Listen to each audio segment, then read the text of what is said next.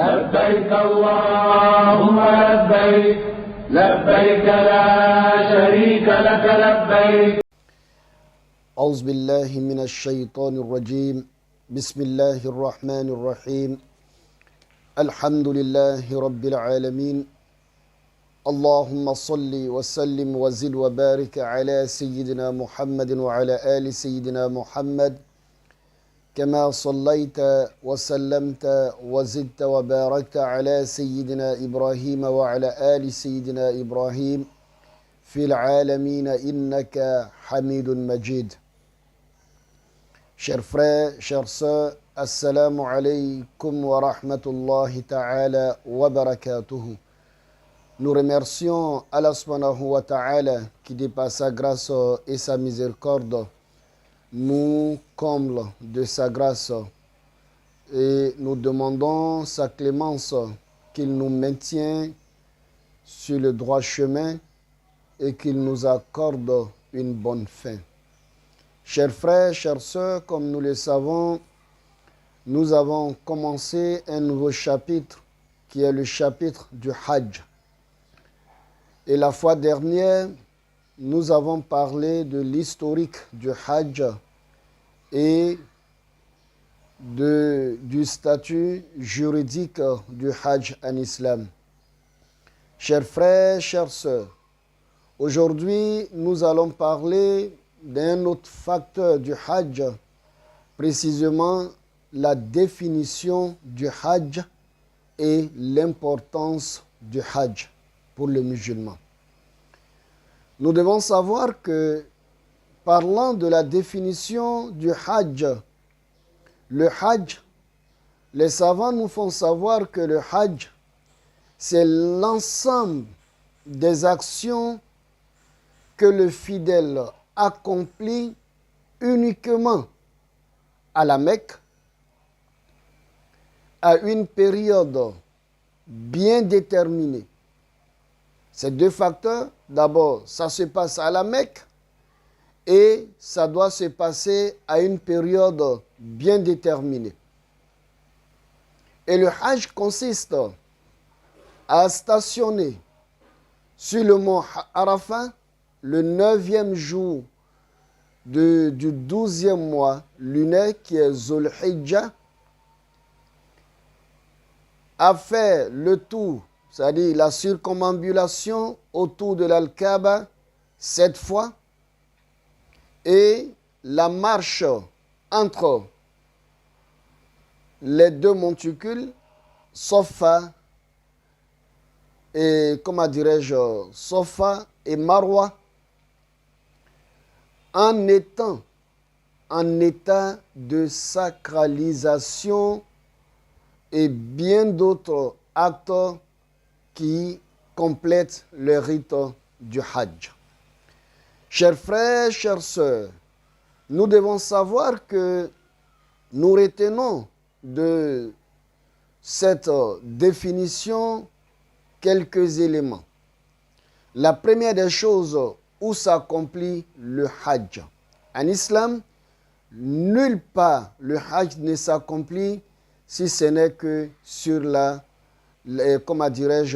terre sainte d'Allah subhanahu wa ta'ala. Et le Hajj aussi, ça a des périodes. Et comme nous venons de donner les piliers. À travers ça, nous avons les piliers du Hajj.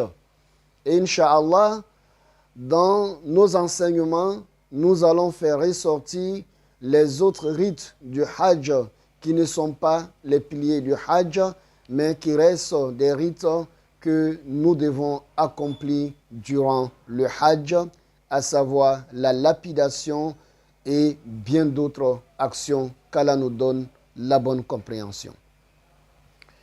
Chers frères, chères sœurs, nous devons savoir que le Hajj, pour le deuxième point, le Hajj est très important en islam. Nous l'avons dit la fois dernière, le Hajj représente le 5e pilier de l'islam. Et cela est déjà une importance du Hajj. Mais en plus de cela, parmi les importances ou bien l'importance du Hajj, Le prophète, alayhi salatu wassalam, il nous informe dans un hadith, il dit celui qui accomplit le hajj sans faire de bagarre, sans être impudique durant tout son hajj et en demandant pardon à Allah subhanahu wa ta'ala, il dit que ce dernier revient du hajj tel que le jour de sa naissance. Ce qui voudrait dire quoi? Le hajj pardonne tous les péchés passés. Tout ce que tu avais fait comme péché avant d'aller au hajj, le hajj est un moyen qui pardonne tous ces péchés, qu'Allah nous pardonne nos péchés, Inch'Allah. Deuxième importance du hajj, le prophète alayhi salatu wassalam, dans un autre hadith, il nous informe, il dit, toutes les dépenses que nous faisons dans les procédures, dans l'accomplissement du hajj, durant le séjour et le séjour à la Mecque et les billets d'avion, en tout cas tout ce qui est charge afférente au hajj, il dit, le musulman, lorsque vous le faites, c'est comme si vous avez dépensé dans le chantier d'Allah subhanahu wa ta'ala.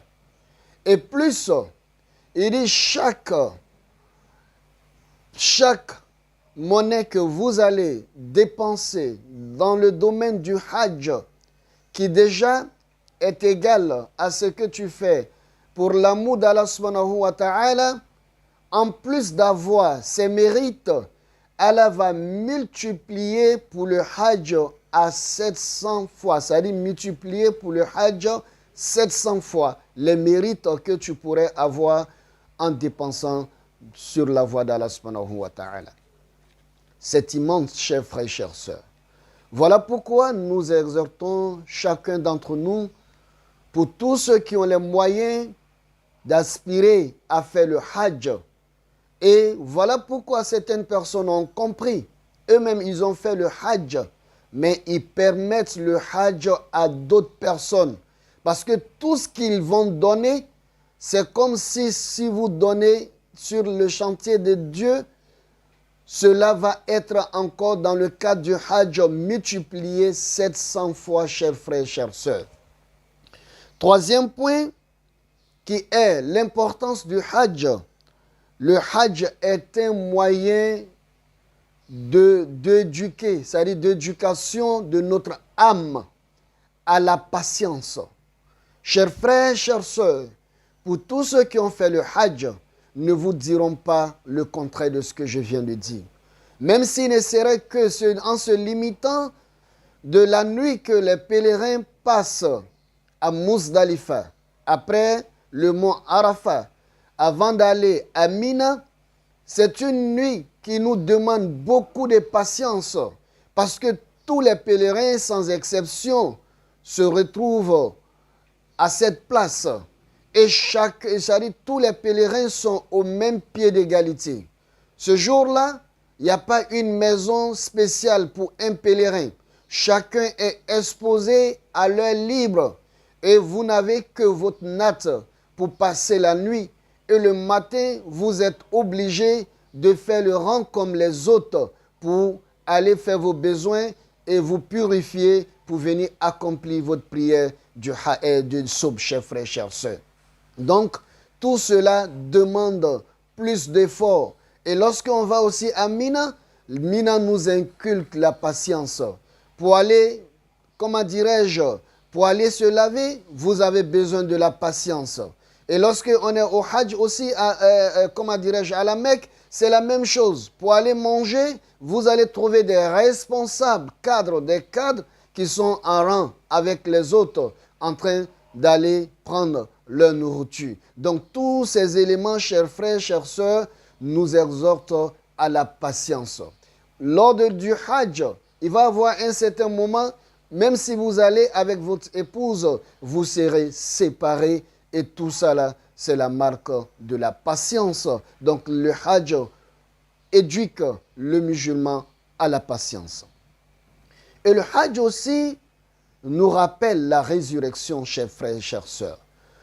Vous savez, le jour de Arafat, tous les musulmans vêtus de la même façon, tous en blanc, on se rend sur le mont Arafat comme si c'était le jour de la résurrection où nous allons être ressuscités par Allah subhanahu wa ta'ala avec notre un seul chers frères, chères sœurs. Et là, les savants nous disent sur le plan spirituel, la partie du Hajj, c'est-à-dire, comment dirais-je, qui concerne le mont Arafat, nous rappelle la résurrection. Et le sermon que l'imam fait le jour de Arafat doit nous rappeler, chers frères, chères sœurs, notre stationnement devant Allah subhanahu wa ta'ala le jour de la résurrection. Chers frères, chères sœurs, parmi l'importance du Hajj, le Hajj nous inculque l'humilité. Oui, chers frères, chères sœurs, lors du Hajj, pour que nous méritions l'importance ou bien les mérites que le prophète alayhi salatu wa salam nous a dit du Hajj, il va falloir que nous soyons humbles. C'est très important. Nous avons affaire à des personnes souvent que si ce n'était pas le Hajj, on ne serait même pas rapproché. Ou même s'il serait à côté de nous, il serait là pour nous servir.